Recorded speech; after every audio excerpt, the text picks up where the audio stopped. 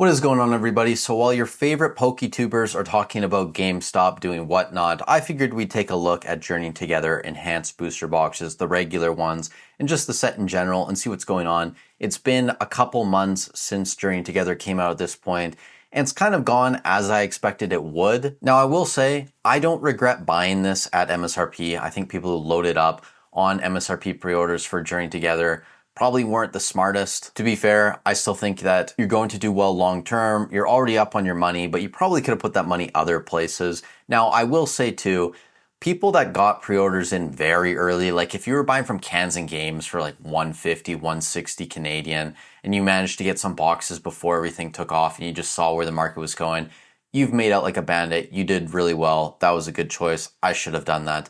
But buying at MSRP, I think there's going to be better entry points on Journey Together in the future, or close to MSRP, where you could have put that money in better places in the short term and just bought a little bit higher than MSRP in the long term, and that would still be the better choice just based on where the market is at that time and what plays you could have made in the interim. So the enhanced booster box is about $200 right now, and I do agree with a lot of other PokeTubers and investors who say you should get some exposure to the enhanced booster box, whether you want to buy just one box, buy a case, whatever, just in case in the future they don't reprint the box topper. I think these boxes will be quite rare and they probably will have a solid premium on them. The regular booster box, again, it's the same type of argument. You probably should have a little bit of exposure just in case all the reprints in the future are the enhanced booster box. Then these ones are going to be more expensive. You can already see on TCG Player, they are about $210 compared to $200 on the enhanced version. So they are a little bit more expensive, but I think a lot of that just has to do with this first wave. We got a lot of enhanced ones here in the US, but either way, get a little bit of exposure to both, and then whatever happens with reprints, you can decide at that point what you want to do. A lot of the cards inside the set are actually surprising to me how well they've held up. So the Lily's Clefairy, I thought this was going to continue to come down, especially with how easy the pull rates are in this set. My fiance and I opened this one when it was like $200 USD and we sold it right away. And I figured this was going to be like a $100 card, but it is holding around 150. It does seem like it is slowly going down over time, so maybe it will reach $100 eventually, especially after reprints. And you can see here, most recent sales are closer to 145 now, so maybe even going towards 140, but it's still holding a decent amount of value. I thought it was going to be lower at this point than what it actually is right now, so hey, people like Lily's Clefairy, good on that. The Salamence, kind of where I expected it to be, a little under $100. This might even go a bit lower too, honestly, as time goes on, but I think it's pretty reasonable that this is the second most expensive card, and Zoroark is not too far behind either though, and it looks like we're kind of finding a bottom around that $80-ish range on this card, which I think is reasonable considering it's N and it's Zoroark, both fairly popular characters. It's an interesting SIR artwork, so if you were considering getting this card for your collection, I don't think it's a terrible price to pay. I do think it will be cheaper in the future once we get more reprints, but it's not awful if you were potentially thinking about picking it up. The Bellibolt, not surprising to me that this card is cheaper. I know it's Iono, but Bellibolt's just not a super popular Pokemon.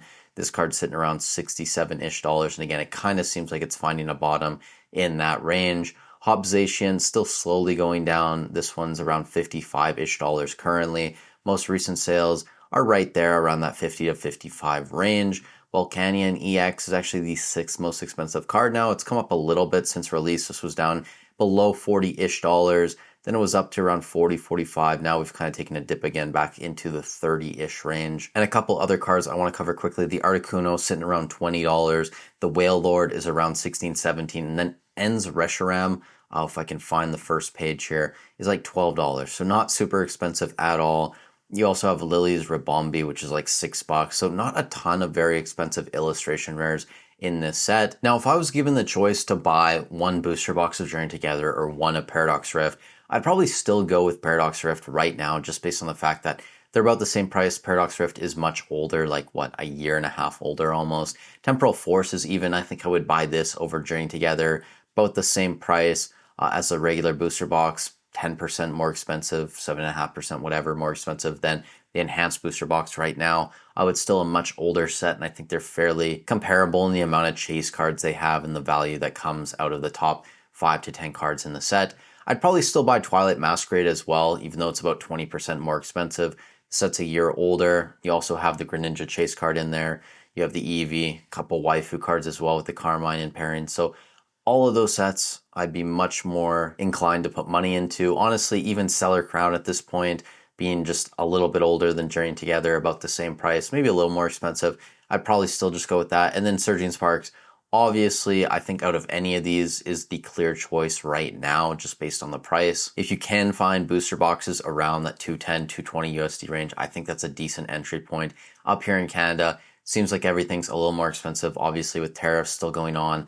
A lot of these stores here in Canada are charging closer to like 240 USD. But you guys in the States or other parts of the world, you might have cheaper options available to you, in which case it might be worth picking up some Surging Sparks. So final conclusion to this video, I think waiting on Journey Together is probably still a good option. I don't think you need to rush into this set right now. I think a lot of the singles are going to be cheaper over the next few months, especially if we do get more booster boxes and reprints. If you got in super early, you're probably doing pretty well and you're happy with yourself, at which case I think it's just worth holding. But you guys let me know in the comments down below what you think. Also, let me know what you think about the GameStop situation as well, selling on Whatnot. I watched Pokeinvesting's video and I actually kind of agree with his take.